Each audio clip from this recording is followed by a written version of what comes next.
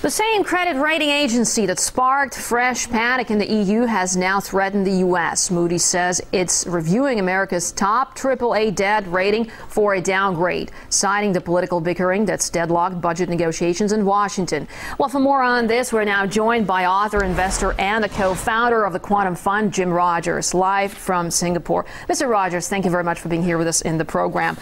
Well, as we know, this isn't the first time budget talks have stonewalled, but differences have always been overcome. Why is Moody picking now to review the U.S. rating? Marina, you are asking an extremely good question. The U.S. rating should have been downgraded years ago. I don't know why they're just now getting around to it, but we know that the rating agencies don't have much of a clue about anything. They got everything wrong in subprime. They've gotten everything wrong for a long time. I don't know why they don't understand what's going on. Well, but then wouldn't delaying on debt payments be more disastrous for both sides than losing a few political points?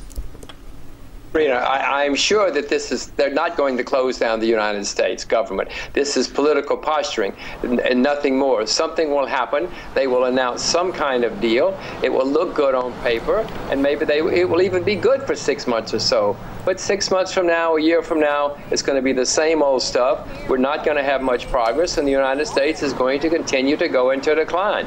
The United States is the largest debtor nation in the world, and it's getting worse. It's not getting better. Well, of course, amid all those negotiations and bickering, we've got to remember the man in the street and what impact, if any, are the negotiations going to have on everyday life, and what does the public make of the political bickering?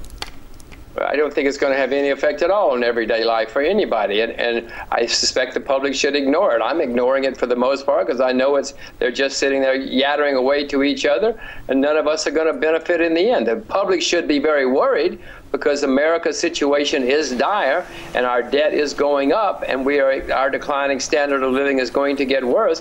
We should be worried about that. But this stuff that's going on in Washington right now, I know you have to report it, and I know all the media have to report it, but the markets aren't paying too much attention. I'm an investor. I got investments all over the world. This has it has no effect on the way I invest in the world. Well, let's talk about the options that U.S. has at the moment. I mean, are there any options open to it? For example, does it even have a choice other than to increase the debt ceiling, in your opinion? But no, of course they don't. They have to increase the debt ceiling for the moment. There's no question about that. Their choice, though, for the future is they've got to take an axe. No, they've got to take a chainsaw to government spending and do something about it. They're not going to do that. They're going to say they're going to do it, Marina, but they're not going to do it. They might announce they're going to do it for this to get the budget ceiling passed, but it's not going to have any effect. Well, let's imagine the situation if America's rating changes, and it would certainly wreak havoc on world markets. What's there to be gained? I mean, what's the point of this downgrade? Marina, the United States already has been downgraded in the world markets. I'm not the only person who knows that the United States is the largest debtor nation in the history of the world. Look at the value of the U.S. dollar. It's down fairly significantly over the past few years. By the way, you can look at Japan. Japan was downgraded several years ago, and people still buy Japan government bonds. The Japanese currency is at, a 60-year high or 70-year high. People know that Japan is a better place to be than other places. Don't pay too much attention to the rating agencies. They don't have a clue what's going on. Well, it seems like Moody's is on a downgrading spree there. I mean, it's made several headlines recently, from downgrading Portugal and Ireland and now to threatening the dollar's very foundation. In your opinion, what's driving the company there? Well, Moody's is trying to save itself. Why didn't they downgrade Portugal 3 years ago, 5 years ago, or Greece? They're just getting around to reality. It's like the subprime mortgages. They didn't downgrade anybody until it was already over. They had many people that were going bankrupt rated as AAA.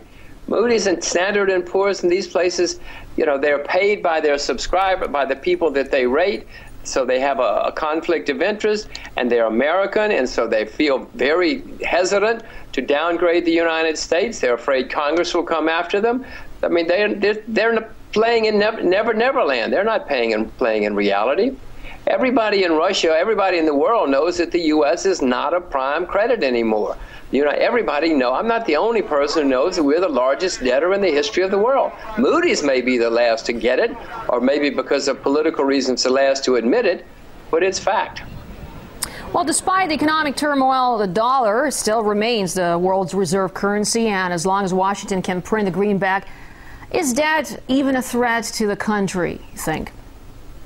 Not in the near term. I actually own the U.S. dollar because it is being beaten down because people are a little bit too pessimistic at the moment. But longer term, Marina, something is going to replace the U.S. dollar. More and more countries, including Russia and China, many countries are starting to move. South Korea, American ally, are starting to move away from the U.S. dollar. Everybody sees that Washington is not going to solve this problem, and more people are looking for something to replace the U.S. dollar. Whether it's going to be a combination of currencies or something else, I don't know yet. But some people are moving away from the U.S. dollar. I know that Russia is, and I hope that you too are, Marina. All right, Jim Rogers, time will tell. Thanks very much indeed for this interview and for sharing your thoughts with us here in the program. That was Jim Rogers, author, investor, co-founder of the Quantum Fund. Thank you very much indeed for being with us here in RT. Thank you, Marina.